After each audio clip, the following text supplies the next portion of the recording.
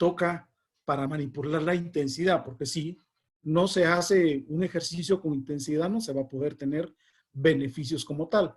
En el ejercicio se conocen los cambios de la frecuencia cardíaca en agudo, que es lo que está ocurriendo en cada momento que hago yo alguna actividad física, por el caminar, el trotar, el correr, el nadar o el pedalear. Con ello, yo tengo un cambio agudo de mi frecuencia cardíaca. A cuánto llegue esa frecuencia cardíaca. La siguiente, por favor.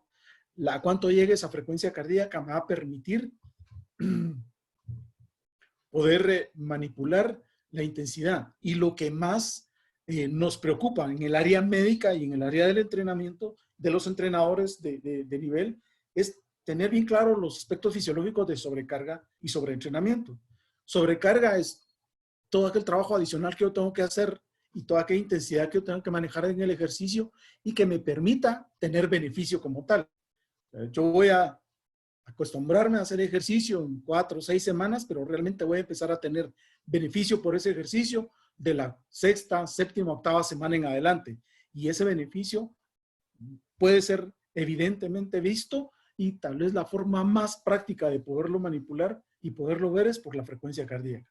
Tomando en consideración que quien va a manipular la frecuencia cardíaca es nuestro sistema nervioso central, el cerebro, quien va a coordinar todas esas acciones en el área motora, en el sistema nervioso central, y que hacen la correlación con las áreas metabólicas, todo el área endocrinológica, principalmente con hipófisis en el hipotálamo, para trasladar todas las informaciones y poder analizar toda la información que se tiene dentro de memoria.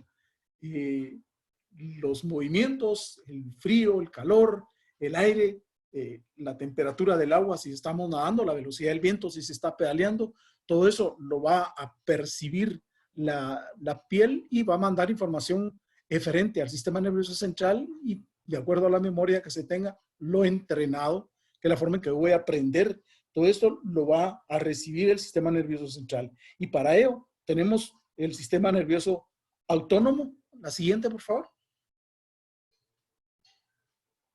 Que me va a permitir estimular e inhibir la función. El sistema nervioso simpático y parasimpático y el entérico. El simpático, que es el que va a activar todos los órganos. El simpático va a permitir que mi frecuencia cardíaca se incremente, que mi frecuencia respiratoria se incremente, que mi producción de sudor por piel también se pueda incrementar. Y son situaciones que yo las aprendí con la carga de trabajo, con la sobrecarga de trabajo que yo pude estar dando. Y el sistema nervioso parasimpático, que es la que me va a permitir que luego de hacer ejercicio yo pueda estar equilibrado o en las mismas condiciones que cuando empecé a hacer el ejercicio. Me va a permitir retornar al equilibrio y mantener el estado normal. Es el sistema nervioso parasimpático el que me va a dar bastante evidencia de lo que yo he podido haber ganado con el tiempo de ejercicio, con una frecuencia cardíaca baja, con una bradicardia, como nosotros lo conocemos. Y el sistema nervioso entérico, que se va a encargar de analizar las emociones y que es sumamente importante en competencia el poder estar atento al competidor o al contrincante que yo tenga, el momento en que yo espero que se dé el aviso para salir corriendo, para competir contra alguien o con alguien, y es mi serotonina, mi dopamina, mis neurotransmisores, mis citoquinas, las que se van a encargar de que ese proceso se pueda llevar adecuadamente sin desencadenar normalmente un proceso anémico o un proceso inflamatorio como tal. La siguiente, por favor. Eso es, como lo vemos ahí en la gráfica, tenemos el simpático, el parasimpático, que me va a activar todo y cómo yo puedo ver, me interesa sobremanera la producción de saliva, la producción, el ritmo cardíaco, la contracción bronquial para si estoy en un área muy caliente o muy fría, el tener el buen riego sanguíneo a nivel del sistema digestivo y manipular mejor el volumen de sangre que pueda estar llegando al corazón y que pueda distribuirlo hacia los tejidos que yo le llamo metabólicamente activos, son los tejidos musculares que están realizando el movimiento, realizando toda la palanca. Y el sistema simpático, que va a dilatar las pupilas, que va a inhibir la salivación, que va a relajar los bronquios, que va a acelerar, desacelerar el pulso cardíaco, va a inhibir la actividad digestiva, la liberación de glucosa por el hígado como efecto y del glucagón a nivel del hígado, como una hormona producida por el páncreas, y el efecto que tiene el hipotálamo o la hipófisis y todas las demás hormonas. Entonces, el equilibrio que existe entre lo simpático y lo Ellos como parasimpático. parejas ambas, pero en la vida normal, pero en la vida normal. Me va a permitir tener una buena funcionalidad de mi organismo, que esté respondiendo a la carga de trabajo que le esté dando y que esa respuesta y esa carga de trabajo que esté asimilando pueda dejarme una memoria a nivel del sistema simpático y que pueda tener evidencia de lo que yo estaba haciendo. La siguiente, por favor. Entonces, todo eso lo vamos a poder ir delimitando, como vemos en la diapositiva esta, en la cual vemos la función propia del corazón con sus dos ventrículos, sus aurículas, el cierre y la apertura de las válvulas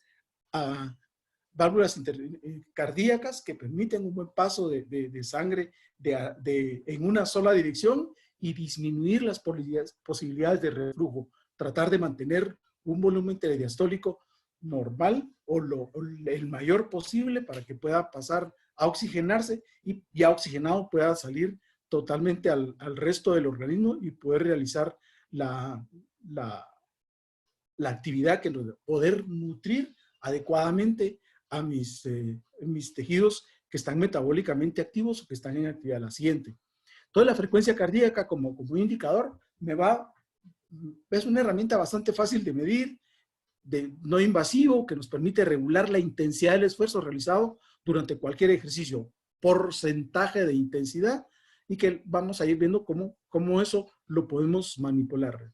Aporta bastante conocimiento de la carga, la respuesta que estoy teniendo a la carga de trabajo que se les está dando y nos ayuda a entender el esfuerzo fijo. Si esto lo relacionamos con la tabla de Born, que nos dice cómo es mi esfuerzo, si está suave, si está muy suave, si está duro, si está muy duro, tener la respuesta que mi organismo está dando o el sufrimiento que puede estar teniendo los músculos al no tener totalmente toda la capacidad. Me puede valorar también ese estado de salud, el estado de la misma actividad física, el beneficio que ha tenido la práctica como medio y aplicarla como un uso de indicador en el trabajo es sumamente importante para la mayoría de entrenadores que logran manejar la intensidad teniendo como un buen indicador la frecuencia cardíaca. La siguiente, por favor. Y como concepto importante es recordar que el corazón va a encargarse de limitar o de mantener un débito cardíaco que va a ser igual al volumen sistólico que yo tengo por la frecuencia cardíaca. Esto es lo que me justifica el que una de las fórmulas que puedan haber para conocer cuál es mi frecuencia cardíaca máxima estaba la de 220, en la cual se había visto que al llegar el corazón a latir a esa velocidad, pues ya el volumen sistólico puede mantenerse igual o en todo caso puede ir disminuyendo. Entonces, por eso me sirve de base o de límite esa frecuencia o ese dato para que el volumen sistólico que vaya saliendo me esté dando el débito cardíaco que yo demande, que mis músculos necesiten en función de esa frecuencia cardíaca. Entonces, a mayor frecuencia cardíaca, mayor latido, mayor contracción y por ende, mayor débito cardíaco.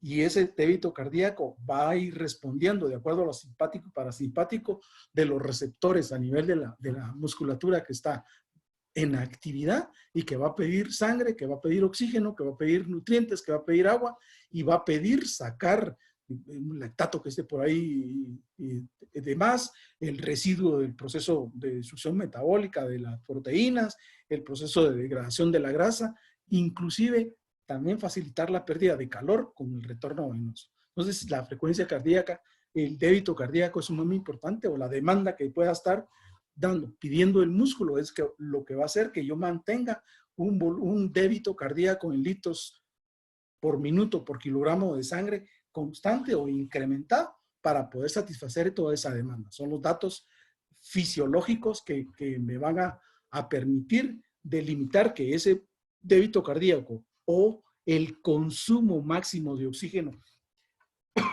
que yo pueda estar teniendo de acuerdo a la carga de trabajo que se esté poniendo, teniendo como definición del volumen máximo de oxígeno como la capacidad que tiene mi organismo de poder agarrar el oxígeno del medio ambiente y poderlo trasladar por medio del torrente sanguíneo y sus vehículos de transporte y proteínas de almacenamiento a los músculos que estén en actividad y poder satisfacer la demanda que se tiene. La siguiente, por favor. Entonces, como podemos ver y recordar la anatomía del corazón con sus dos, su bomba o la bomba, como nosotros la conocemos, con 4 cámaras de las aurículas, los ventrículos y lo que vimos en alguna oportunidad en la escuela con la circulación mayor y la circulación mayor, siendo la circulación menor la del ventrículo derecho que va a recibir la sangre del cuerpo y la va a trasladar ahí nomás al pulmón para que ésta se oxigene y se puedan eliminar algunas sustancias que son importantes de eliminarlas por la vía pulmonar. Luego retorna por las pulmonares hacia la aurícula del lado izquierdo y posteriormente al ventrículo del lado izquierdo, quien se encarga con la circulación mayor de trasladarlo a todos los órganos, a todos los tejidos donde se forma la red de la microcirculación que debe encargar de abastecer de las demandas que ese músculo que esté en actividad pueda estar necesitando, ya sea en oxígeno, ya sea en nutrientes, ya sea en agua, y nos va a permitir realizar toda la actividad que necesitamos. Por supuesto, todo esto va a tener todo el tiempo cierto déficit, y ese déficit va a ser cuánto retorno de lo que estoy mandando por el lado izquierdo del corazón. Todo lo que llega, todo lo que sale debe de regresar. Todo lo que sale debiera de regresar. Sin embargo, vamos a delimitar que hay momentos en la misma actividad física que aunque haya mucha demanda, ese retorno va a disminuir porque los músculos de las piernas ya no estén tanto en movimiento y el retorno venoso no sea tan completo y podamos delimitar un cierto déficit a ese nivel. Y el ejercicio constante es lo que me va a permitir poder tener mayor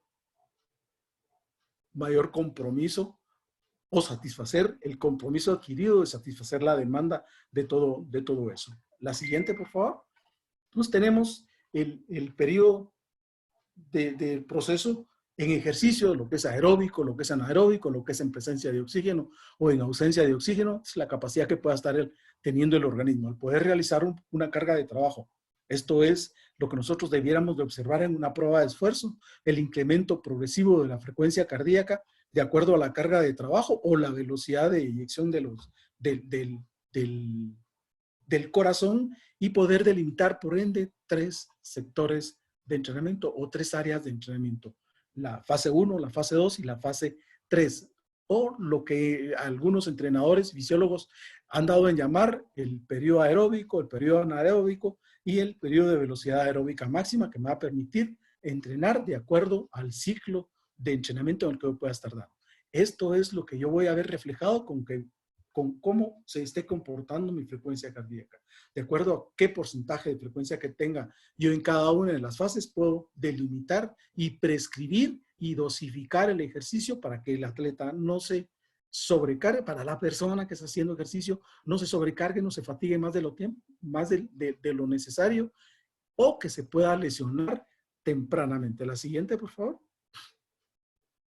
Entonces, para ello tenemos los limitantes y la frecuencia a la cual yo debiera de considerar cuál es el máximo al que yo me pudiera permitir o la frecuencia cardíaca máxima que yo pudiera tener. Lo más frecuentes, las fórmulas de Carnoven y la de Costil y la de Fox y la de McArdle, inclusive la misma Astran, para poder obtener la frecuencia cardíaca máxima, la más popular y la que se sigue utilizando, 220 menos la edad, y en mujeres 226 menos la edad.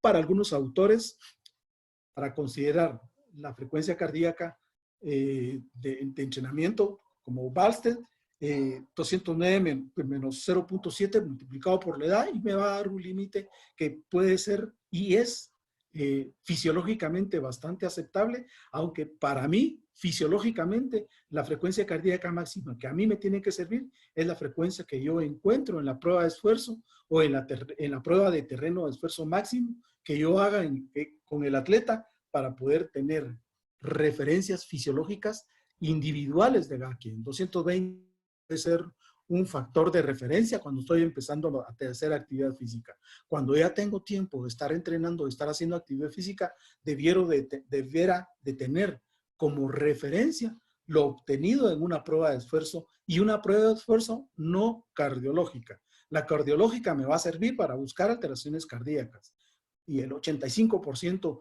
de una prueba de frecuencia cardíaca máxima calculada para la edad, ya en ese momento si hay alguna alteración cardíaca estructural, metabólica o funcional, van a ser evidentes y voy a tener síntomas o cambios en el electrocardiograma o cambios en la misma frecuencia cardíaca. Sin embargo, para nosotros, fisiológicamente en deporte o en fisiología del ejercicio, la frecuencia cardíaca máxima es hasta donde el atleta ya no aguante, donde él termine. Y la mayoría de equipos para poder hacer una prueba de esfuerzo están colocados con un arnés en el cual el atleta, si ya no aguanta, se cuelga y vemos cuál es su frecuencia cardíaca. Y también poder delimitar en cada uno de los periodos de los estadios de la prueba, poder ir delimitando algunos otros factores como creatinina, nitrógeno de urea, ácido láctico, siendo más popular en la actualidad tanto el nitrógeno de urea como el ácido láctico, que me pueden dar una evidencia de qué proceso metabólico estoy teniendo. La siguiente, por favor. Entonces, ya tengo una referencia de 220 menos la edad con una desviación estándar que va entre 10, 20 latidos por minuto en cualquiera de las fórmulas que utilicemos, y que el entrenamiento debiera estar arriba del 90% de la frecuencia cardíaca máxima, me va a producir ácido láctico. El ejercicio por arriba del 90% me va a producir ácido láctico. Para algunos, los estudios actuales se dice que el umbral anaeróbico o donde inicia la acumulación de lactato suele estar entre el 70 y el 79%. 374, 179 latidos por minuto, ya estoy teniendo yo una producción de ácido láctico que va a poder por arriba de 4 milimoles por litro, entre 4 y 6 milimoles por litro. Lo importante, se supone que la acidez que se va a dar en la célula muscular que está activa es la que va a disminuir el proceso metabólico de la célula, principalmente de la mitocondria, para poder satisfacer las necesidades y las demandas de energía que pueda estar teniendo el músculo, la célula muscular que está activa en ese momentito, con el aporte que tiene. Pero con una célula que está en acidosis, no va a ser tan fácil que pueda ingresar cualquier nutriente que va a requerir de un transportador. Si es glucosa de insulina, la fructosa no va a requerir de un transportador como la insulina, pero sí de un proceso proteico. O cambios en la pared, cambios eléctricos en la pared de potencial de membrana. Y al tener acidosis de la célula voy a tener trastornos tanto del sodio como el potasio, que son los que van a cambiar mi polaridad de membrana y van a darle cierta restricción para el ingreso de cualquier sustancia. Entonces, y los ejercicios que yo pueda estar entre el 50 al 70% de mi frecuencia cardíaca o entre el 70 y el 85 son de intensidad elevada. 50, 70, y si uno está intermedio, está aceptable, y el 70 al 85% son de intensidad elevada, y obviamente voy a tener producciones de ácido láctico. Si vemos, son dos referencias completamente diferentes, una 50, 70, el otro 90% de una frecuencia cardíaca, es bastante elevado. Entonces, hay que correlacionar bien en la prueba de esfuerzo cuál es dónde tenemos la producción de lactato y poder delimitar la frecuencia de umbral específicamente, la siguiente. Y tener otros parámetros de referencia que son sumamente importantes cuando he tenido yo cierto tiempo de realizar frecuencia cardíaca. Yo hago una actividad regular y obviamente mi carga de trabajo va a dar un gasto, va a dar un desequilibrio, una alteración de la homeostasia, y ese desequilibrio es lo que va a hacer que yo necesite hidratarme, que yo necesite comer y mis músculos reponer la cantidad de energía que se gastó. Y una de las formas de ver si yo descansé adecuadamente, aparte de que si lo comí, si dormí adecuadamente, si realmente descansé y si mi cena, mi ingesta calórica fue la adecuada. Entonces, la frecuencia cardíaca de reposo, la frecuencia cardíaca con la que yo despierto, me va a dar una evidencia de cuánto pude yo haber descansado. Y aquí lo esperado en alguien que haga ejercicio sería una frecuencia cardíaca en bradicardia baja, preferentemente por abajo de 60. Una frecuencia cardíaca entre 70 y 80 o más de 80, ya me dicen bastante. Si yo tengo una frecuencia cardíaca en reposo de 60 o menos de 60, puedo hacer cualquier trabajo, independiente de la cantidad de trabajo que hice el día de ayer. Si mi frecuencia cardíaca está entre 70 y 80, yo debo de disminuir la intensidad de mi trabajo en 20 o un 30%, ya sea en volumen o ya sea en intensidad o ya sea en tiempo. Y si mi frecuencia cardíaca está por arriba de 80, yo debiera de realizar cualquier otra actividad, pero no el trabajo que tenía programado, porque lo más probable es que entre en sobreentrenamiento o termine lesionando. Entonces, la información de la frecuencia cardíaca como único parámetro fácil de detectar, por supuesto que puede ser solo con un reloj y el dedo, puede ser con un aparato con reloj, un reloj inteligente, un celular inteligente me puede dar cuál es el parámetro, saber cuál es la referencia que yo pueda estar teniendo, y eso me va a dar una relación de cómo estoy para realizar mi trabajo de ejercicio el día de hoy. La siguiente, por favor. Y luego tenemos la frecuencia cardíaca de reserva, que es la distancia que yo debo de tener y que me va a permitir tener para una frecuencia cardíaca máxima calculada. Mi frecuencia cardíaca reserva va a ser la distancia que hay entre la frecuencia cardíaca máxima calculada para mi edad menos la frecuencia cardíaca encontrada en reposo o la encontrada en un electrocardiograma. Ejemplo, una persona de 20 años, su frecuencia cardíaca máxima va a ser de 200 pulsaciones por minuto y su frecuencia de reposo fue de 50 pulsaciones por minuto en el electrocardiograma. Y esta de 200 menos 50 son 150. 150 latidos por minuto es la frecuencia cardíaca máxima a la que ese atleta, esa persona, debiera de entrenar como esfuerzo máximo. Y si yo quiero tener una frecuencia cardíaca de entrenamiento para un proceso largo, por correr, caminar 5 kilómetros, 10 kilómetros, 15 kilómetros, 20 kilómetros, ya debiera de mantener una frecuencia cardíaca que sea el porcentaje de la frecuencia cardíaca de reserva. La siguiente, por favor. Entonces, la frecuencia cardíaca de entrenamiento la puedo calcular por infinidad de formas. Infinidad. Puedo agarrar 220 menos la edad y a esa frecuencia cardíaca multiplicarla por el porcentaje que yo quiero que se entrene. 60, el 50, el 60, el 70, el 80, el 90 o el 100% de acuerdo a lo que yo quiera hacer, tomando bien en consideración cuál ha sido mi frecuencia cardíaca de reposo. Sin embargo, puedo calcular el porcentaje en función del porcentaje de la frecuencia cardíaca que yo quiero por la frecuencia cardíaca de reserva. Entonces, vemos que aquí es el 60% de 150 van a ser menos más los 50 va a dar 140. Esa frecuencia cardíaca es la que yo voy a tener de intensidad para poder entrenar y tener menos facilidad o factibilidad de sobrecargarme o sobreentrenarme. Por supuesto que las oscilaciones de entrenamiento deberán estar entre 50 y 85. Más alto cuanto yo lleve más tiempo de entrenamiento. La recuperación, la siguiente, por favor. la recuperación de la frecuencia cardíaca después del esfuerzo es sumamente importante. Los estudios han demostrado que es en este periodo donde yo voy a tener mayor número de alteraciones. Fibrilación auricular, infartos, arritmias de cualquier índole. Fibrilación auricular es lo que más frecuentemente se observa. Es la frecuencia cardíaca de reposo. Y si vemos, en las pruebas de esfuerzo cardiológico se toman 3 minutos todavía caminando o totalmente recostado y se ve cómo se va comportando su frecuencia cardíaca y se ve que lo ideal es que en el primer minuto yo tenga un 20% menos de mi frecuencia cardíaca de reserva, el segundo minuto 30% y en el tercer minuto 50%.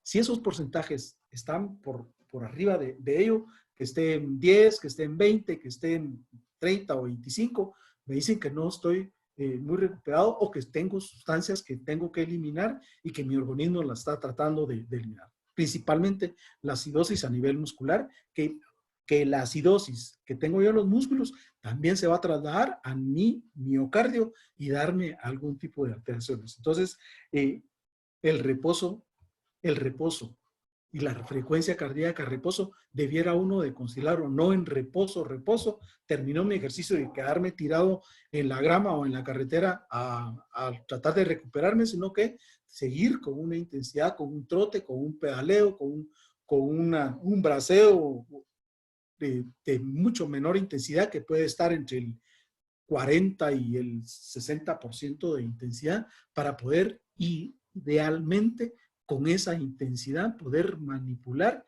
mi ácido láctico y poder manipular mi lactato y poder manipular la acidosis de la célula. Entonces, al tener una célula en situación neutra, es mucho más fácil que el proceso metabólico se pueda llevar bastante más a cabo como va.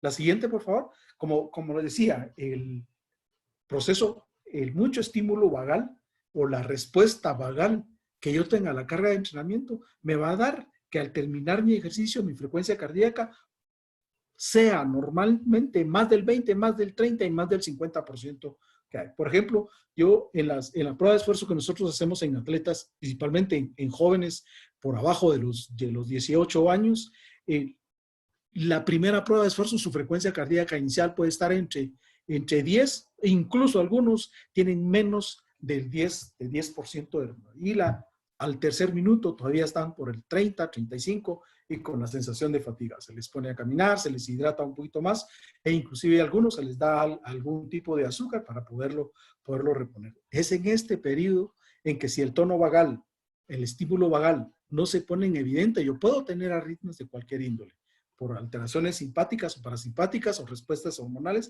o lo peor, las respuestas a todas las citoquinas que está elevando la función renal, que va a tratar de mantener mi estabilidad, mi equilibrio y el facilitar la eliminación tanto de nitrógeno de urea como producto del proceso metabólico proteico, el CO2, tanto a nivel pulmonar como a nivel renal. Recordemos que a nivel renal el CO2 se va a eliminar como bicarbonato y como ácido carbónico para poder eliminar parte del lactato, aunque idealmente con el reposo activo yo voy a tratar de que el lactato que está dentro de la célula lo pueda oxidar y convertirlo nuevamente en piruvato, que va a convertirse posteriormente en acetilcoenzima A e ingresar al ciclo de Krebs y ser un desecho, pero que lo puedo reciclar y convertirlo nuevamente en glucosa o en glucógeno, pero lograrlo convertir acetilcoenzima A, ya tengo para que entre nuevamente al ciclo de Krebs y sea fuente de energía,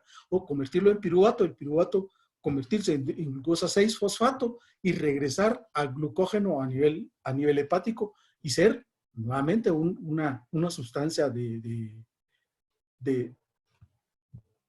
fuente de energía nuevamente para eso. Entonces el riesgo está en esos 3 minutos. Si uno ve que la frecuencia cardíaca o la sensación del atleta es de fatiga, darle un poco más de actividad, poderlo hidratar y conseguirle algunas sustancias tan sencillas como un dulce o miel o alguna fructuosa para que logre mantener su proceso metabólico adecuado. La siguiente, por favor.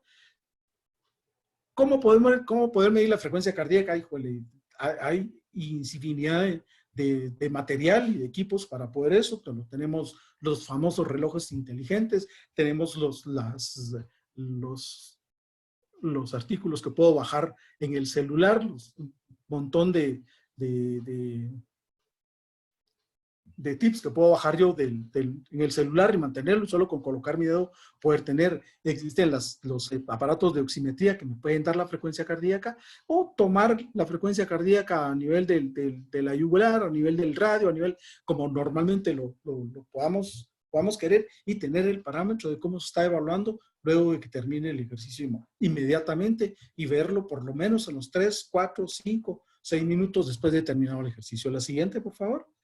Entonces, como vemos, ahí tenemos un cronómetro que podemos medir la frecuencia cardíaca, los hinchos o las frecuencias, o los cardiofrecuencímetros, en el cual yo tengo colocado un equipo que en el tórax se va a testar los latidos de mi corazón y los va a trasladar cada 10 segundos al reloj y me mantiene en un estado de frecuencia cardíaca.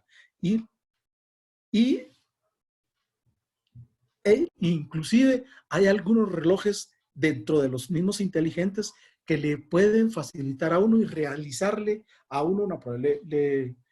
No recuerdo dentro de los Garmin hay un tipo de reloj que se lo coloca a uno y le dice, bueno, haga ejercicio, trote, camine o lo que normalmente usted quiera hacer en 15, 20 minutos, y luego entra todos esos datos de frecuencia cardíaca a un pool a un software dentro del reloj, y le puede hacer una programación de actividad para mejorar su frecuencia cardíaca, determinar cuál es su consumo de oxígeno, inclusive con la evolución cronotrópica de la frecuencia cardíaca.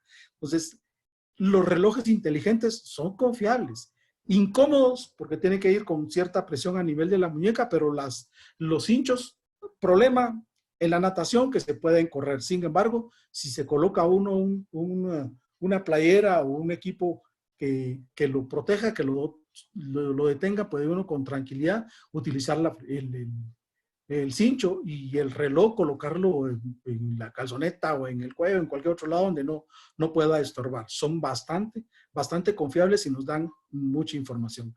La siguiente, por favor. Inclusive el Polar, dentro de las últimas, ya ahora hay un Polar para triatlón, hay un Polar para paracaidismo, hay un Polar para buceo, que tiene todas las características, todos los parámetros necesarios para poder ser manipulados, y al terminar la actividad hacer una gráfica de cuánto fue mi altitud, cuánto fue mi distancia recorrida, la conexión a los detectores de distancia, y poder saber con exactitud cuánto recorrí, no lo que uno calcule que haya ido por la distancia que normalmente se conoce. Y te guarda bastante información dentro de calorías en función de frecuencia cardíaca y respiración, en cuanto a la distancia hecha, las variaciones de la frecuencia cardíaca, el mínimo de la frecuencia cardíaca que tiene y el máximo de la frecuencia cardíaca, y poder hacer unas equivalencias para poder prescribir posteriormente el ejercicio. La siguiente, entonces podemos ver y delimitarnos cómo estamos queriendo medir nuestra frecuencia cardíaca. Entonces, la siguiente, por favor.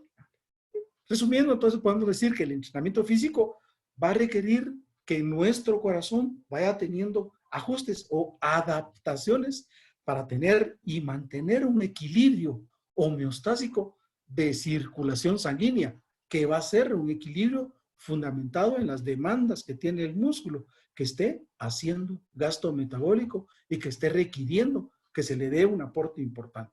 Esos cambios van a depender desde el sistema nervioso central y periférico, inhibiendo, excitando todas estas vías, y que por medios eferentes vamos a poder ir viendo qué tanta vagotomía he estado teniendo, bradicardia secundaria, y qué tanto tiempo o qué tanto puedo retrasar el aparecimiento de la fatiga, para poder evidenciar con ello que el ejercicio me ha sido benéfico. Y el sistema nervioso central, que tiene comunicación con el periférico, y las alteraciones hormonales de acuerdo al género, a la edad, a la posición del cuerpo, que van a darme algunas alteraciones. Todos esos son parámetros que uno tiene que ir considerando a la hora de hacer cualquier ejercicio. Los famosos entrenamientos en altura, los famosos entrenamientos a nivel del mar, en donde se va a potenciar lo que uno vaya a necesitar. dependiendo del tiempo que tengo de hacer ejercicio, así va a permitir realizar cualquier tipo de actividad. La siguiente, tomando en consideración todos los cambios que yo tengo de mi frecuencia cardíaca, puedo entrar a cualquier estudio y conseguir tablas como estas en las cuales puedo tener mis zonas de entrenamiento en función de la edad en años y la frecuencia cardíaca que yo pueda estar teniendo, de acuerdo a lo que yo pueda estar queriendo. Si es una en función del umbral aeróbico, el umbral anaeróbico, o para controlar mi peso, o para una actividad moderada o regenerativa. Las frecuencias cardíacas, como las podemos ver ahí, en función de la edad, y eso ya me puede servir bastante para poder prescribir mi actividad física, solamente manipulando mi frecuencia cardíaca, por supuesto. Todo el tiempo, cuando yo ya estoy haciendo una intensidad moderada de actividad física, aunque no tenga mucho control de mi frecuencia cardíaca, si puedo, antes de salir a hacer ejercicio, pesarme y pesarme al regresar, me va a servir de mucho para valorar la pérdida de líquido. No tanto que tanto peso pueda estar perdiendo, sino asumir, según la variación de peso que estoy teniendo, si estoy entrando en cierto grado de deshidratación que pueda ser problema para mí. Es importante que tanto previo, durante y post realización de ejercicio debiera de tener una ingesta hídrica bastante adecuada. La siguiente, por favor.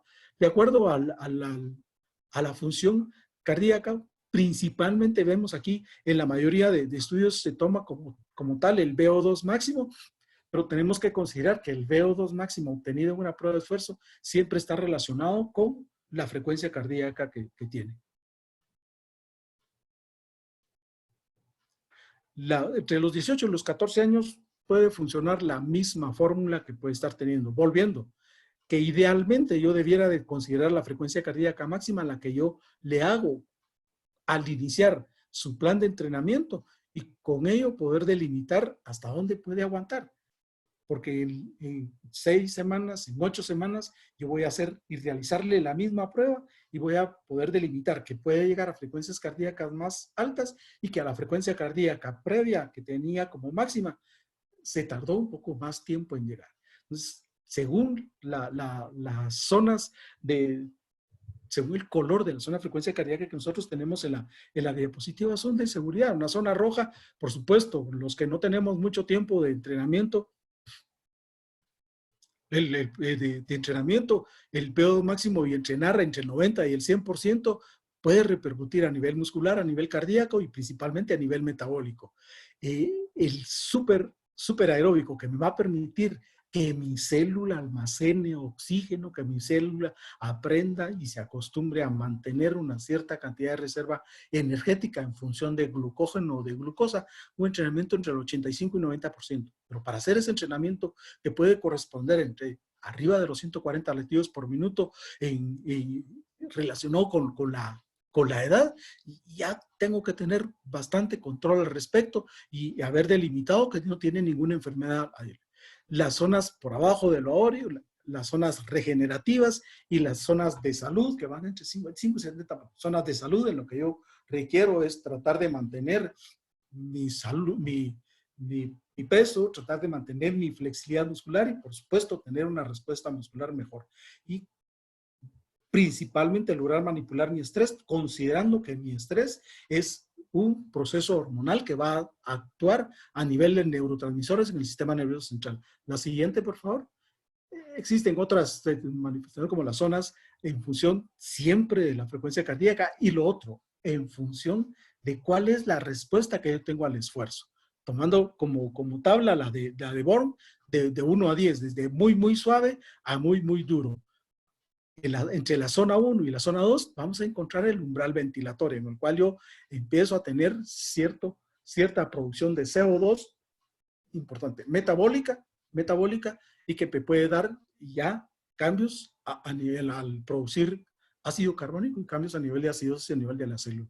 En la zona 2, que puede ser entre 65 y el 85%, luego voy a entrar al segundo umbral ventilatorio, previo a entrar al umbral anaeróbico. En este umbral ya tengo yo mi meseta de manipulación de CO2 y déficit de oxígeno, pero ya entrando a la zona 3, incluso también lo tenemos en rojo aquí, en intensidades mucho mayores, pero que yo ya tengo que tener la capacidad de reserva importante y la calidad de masa muscular que va a responder a la carga de trabajo que yo le pueda estar dando.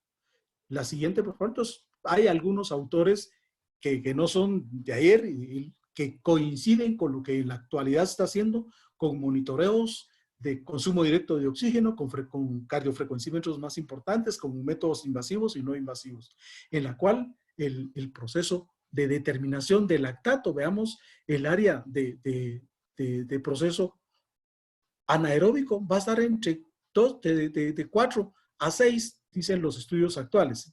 Con anterioridad se consideraba que entre 2 y 4.5 pudiera ser, pero veamos, la intensidad es sumamente bajo, pero el aeróbico extensivo, tenemos una frecuencia cardíaca relativamente baja, entre 130 a 150 en personas entre los 15 y los 20 años, y que la producción de lactato puede ser hasta de 4 milimoles. ¿Pero por qué? Porque tengo la capacidad aeróbica muscular en la cual la producción excesiva de ese ácido láctico que estoy teniendo, lo estoy reutilizando como fuente de energía. Ese es el proceso de entrenar en estas frecuencias cardíacas para permitirme no acumular ácido láctico, no hacer acidosis respiratoria muscular, que va a repercutir en dos lugares importantes, ¿va? El riñón, la célula renal, a nivel del miocito, la célula cardíaca, y al nivel de la neurona en el sistema nervioso central. Eso es lo importante del entrenamiento en frecuencia cardíaca, tratando de tener una mejor vagotomía. La siguiente, por favor. Cada quien va a ir delimitando las zonas de frecuencia con nombres para poder tener conciencia clara de lo que yo pueda estar teniendo. Veamos, alguien de 20 años va a llegar hasta 200, pero alguien de 70 años ya en 140 va a tener mucho chance de que, si no tiene condiciones, de poder hacer muchas cosas. El gran problema que hay en la actualidad para nosotros en medicina del deporte, todas aquellas personas por arriba de los 45, 50 años que están haciendo deporte extremo, que están haciendo ultramaratones, que están haciendo ultratriatones, los cuales tienen mucha lesión y que no le dan importancia, mucho tiempo de entrenamiento, y consideran que por lo mismo tienen un grado alto de salud. Tuvimos un directivo con 45 años de edad, que se fue a hacer una competencia al desierto en Arizona. Empezaron a nivel del mar y terminaron a 3,000 metros de altura en 3 días de competencia. Por supuesto, con posibilidades de 20, 30 minutos para dormir, parar para poder comer, para necesidades fisiológicas y hidratación todo el tiempo. Que cada atleta tenía que tener quien le hiciera todo eso, porque los organizadores solo necesitaban el recorrido, la manutención del recorrido, y que si hubiera alguna lesión importante o un accidente en el recorrido, pues el poder trasladarlo como. Cuando el atleta regresó a Guatemala, había logrado disminuir 2 horas la distancia, el tiempo, 2 horas el tiempo que habían sido con anterioridad de 26 horas, y él lo hizo todo el recorrido en 24 horas. 24 horas menos, o sea, 2 horas es un montón de tiempo, pero se veía como que hubiera tenido un cuadro de diarrea por mucho tiempo. En ese momentito le hicimos una creatinina, estaba en 2.10. Creatinina, un nitrógeno de urea que estaba en 28, y una depuración de creatinina que estaba en 28. Le digo yo a un nefrólogo, ¿qué hago con este paciente? Dialicémoslo, ¿va? Entonces le empezó a hidratar, se le hidrató, y en cosa de 72 horas la creatinina ya estaba en 1.3, solo con la hidratación. Después de recuperarse y una recuperación activa que estuvo haciendo ejercicio. Logramos e investigamos en ese momentito que él no tomaba mucha agua porque le daba náusea y la vomitaba. No comía mucho porque limitaba la velocidad de corrida que tenía. Entonces, la siguiente competencia que hizo, que ya fue en España, más o menos con esas características, que fue el primer lugar en ese entonces, pero ya llevó un nutricionista, ya llevó un fisioterapista para ello, y quien lo pudiera hidratar. Ya se logró que en el transcurso del recorrido pudiera comer y hidratarse mucho mejor, y mantener una frecuencia cardíaca que oscilaba entre los 60 y los 70 50% de la frecuencia cardíaca máxima que le habíamos calculado para su edad.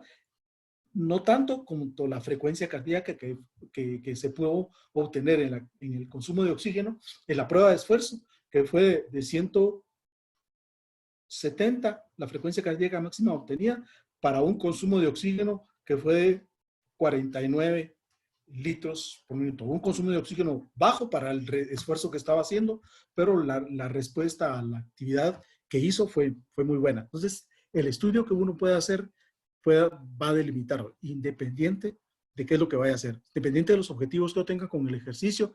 Siempre debo de tener una evaluación cardiovascular y nutricional y biológica para delimitar que no tenga anemia, que no esté deshidratado, que no tenga parasitismo, que no tenga pérdida de sangre por algún lugar, por orina, por heces, que realmente esté teniendo una ingesta calórica balanceada en función de carbohidratos, proteínas y grasa, y que tenga una ingesta hídrica apropiada y que los minerales y los electrolitos que pueda estar necesitando mi organismo puedan estar adecuados, y eso me va a permitir poder sobrecargar cada vez más, pero hacerlo fisiológicamente en función de tiempo. Vuelvo, yo me acostumbro a 6, 7 semanas a la actividad física y después de eso yo voy a tener asimilación del entrenamiento. La siguiente, por favor. Entonces, los atletas, si ya están entrenados, pues van a tener y tolerar intensidades del 90 al 100%. Con entrenos entre el 80 y el 90%, yo voy a mejorar mi capacidad aeróbica, mi resistencia.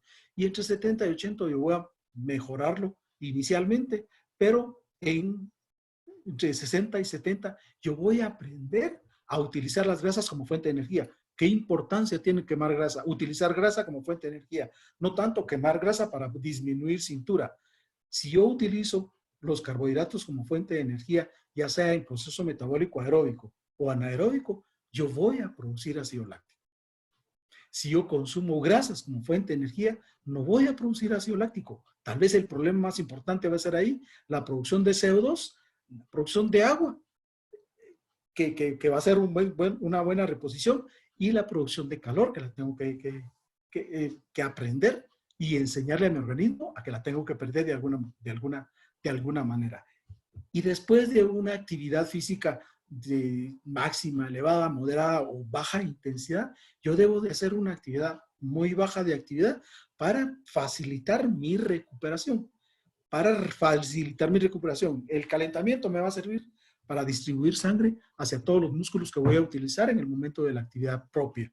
Y el enfriamiento o el ejercicio posterior a la actividad que yo hice me va a redistribuir la sangre, no va a permitir que se quede mucha sangre en miembros inferiores y tener una buena cantidad de débito cardíaco a nivel del lecho explácnico y poder darle función a mi aparato gastrointestinal. La siguiente, por favor. Entonces, si ven, hay infinidad de formas de que yo pueda delimitar las diferentes zonas de entrenamiento. Para una persona de 28 años que tiene una frecuencia cardíaca en reposo, veamos, una frecuencia cardíaca en reposo 64, para mi gusto está muy alta, y la calculada para la edad son de 192.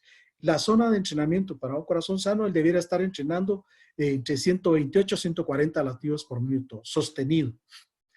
Suave y fácil ya va a estar entre 140 153.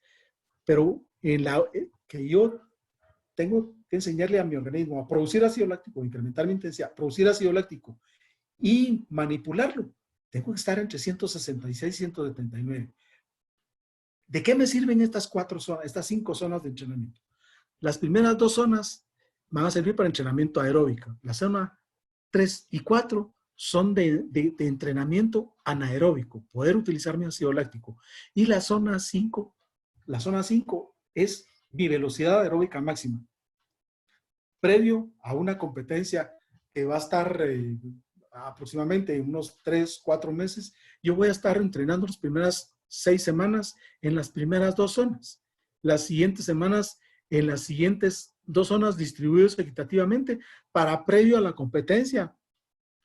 Unos dicen 3, 4 semanas, estar haciendo entrenamientos por lo menos en forma alterna, en velocidad aeróbica máxima o entre 179 y 192 latidos por minuto. Entre el 90 y el 100% de mi frecuencia cardíaca. Pero esto me va a permitir mejorar mi capacidad anaeróbica, mejorar mi capacidad de utilización del ácido láctico y poder realizar cualquier competitividad que quiera. Debo de tener un buen tiempo de estar haciendo ejercicio para tener beneficios del ejercicio que puedan ser evidentes. Lo más fácil, medir mi frecuencia cardíaca. Lo otro evidente es el tamaño de mi masa muscular, aunque en el corredor, en el nadador, no es tan evidente como lo es en el ciclista y en el que hace pesas. La siguiente, por favor, es poder delimitar adecuadamente cuáles son sus... Casi todo es posible con ejercicio. En enfermedades, diría yo, casi, no casi, todo es posible manipulando adecuadamente la intensidad del ejercicio. En artríticos, en gastroparesias, en enfermedades neurológicas, en lo que normalmente vemos mucho con Fernando y su grupo, los lesionados, los fracturados, los posoperados, con actividad física, pueden tornarse productivos como lo estaban con anterioridad si logran mejorar la calidad de masa muscular que tenía. Veamos si hay alguna. La frecuencia cardíaca de 220 ml es útil para cualquier edad. Matsudo es un fisiólogo, pediatra. La verdad es que es neurólogo de isofisiología y él sabe bastante de fisiología pediátrica. Él recomendaba que los niños, desde que ya antes de aprender a caminar, pues deberían de aprender a nadar y ahí empezar a ir manipulando las variaciones de su frecuencia cardíaca para mejorar su calidad de desarrollo y de crecimiento, y que los que debieran de hacer ejercicio en el manual ya puedan cumplir órdenes sencillas, ¿verdad? Como caminar, el poder nadar, el poder pedalear, el poder desplazarse de un lado a otro lado y que pueda hacerlo cada vez con mejor función, con más madurez muscular y fisiológica y poderlo resultar. Entonces, la frecuencia y la manipulación de la frecuencia cardíaca va a estar de acuerdo a la edad, o de acuerdo a la frecuencia cardíaca de reserva o de acuerdo a la frecuencia cardíaca de reposo que pueda estar teniendo. La frecuencia cardíaca a nivel del sistema nervioso central, recordemos que el corazón, el débito cardíaco, la aorta está direccionada hacia arriba, el callado da la vuelta, y en el callado, que es donde está su máximo esfuerzo de la sangre, va directamente a las carótidas y a las vertebrales. El que va a resentir tempranamente falta de oxígeno, falta de glucosa, falta de nutrientes y de líquido en la sangre, es el cerebro. Ahí tenemos los receptores importantes que van a hacer que el hipotálamo dé las órdenes para poder cumplir lo otro, para no continuar, para hacerlo a menor intensidad o para poder tener la sensación de sed o de apetito como una incidencia al ejercicio. Influye enormemente. En pacientes con molestias como los dolores de cabeza de origen vascular, de origen tensional, con la manipulación del ejercicio y principalmente con los cambios y las variaciones de presión arterial a nivel del sistema nervioso central, disminuyen las crisis de ejercicio, disminuyen las necesidades y las demandas de medicamentos para poder aliviar el dolor. La respuesta a los medicamentos suele ser de mejor calidad. ¿Alguien más? Doctor, yo tengo una pregunta. Hablando un poquito de las rutinas interválicas que están tan de moda, como el CrossFit, el spinning y todo lo demás, para nosotros como traumatólogos, todo este tipo de situaciones que se venden como una forma rápida de bajar de peso, generalmente va a seguir o va a dar como resultado un aumento del índice de lesiones. ¿Cuál sería la explicación desde el punto de vista fisiológico para que la gente que no está entrenada y empieza con estas rutinas termine con una incidencia tan grande de lesiones? En los deportes de conjunto, en los deportes de balón y en los deportes individuales, atletismo, tal vez ciclismo no diría tanto, sin embargo también hay estudios al respecto. En CrossFit beneficia mucho mejorar la calidad de masa muscular. El problema que tenemos en nuestros medios es que no todos los que hacen CrossFit están muy capacitados. Como todos los entrenadores, si el atleta no mejora mucho, lo siguen sobrecargando más y lo desesperan o para que ya no siga o terminan lesionándolo.